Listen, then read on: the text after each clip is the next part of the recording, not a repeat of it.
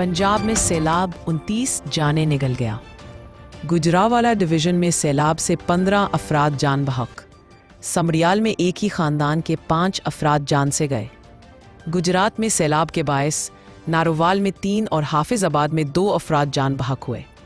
अक़वाम मुत्तहिदा का पाकिस्तान में सैलाब जद के लिए $6 लाख हंगामी इमदाद का ऐलान। इंदुनेयू गर्देस के तर्जुमान की मीडिया से गुफ्तगू, कहा पाकिस्तान में गुज़श्ता 10 दिन में बारिश और सैलाब से 400 अफराद जान बहक, 190 से ज़ायद ज़ख्मी हुए। 20,000 से ज़ायद बेघर मुतासरीन को पनाहगाहों तब्बी इमदाद के लिए नुक्स मुआवनत की फ़ौरी ज़रूरत है।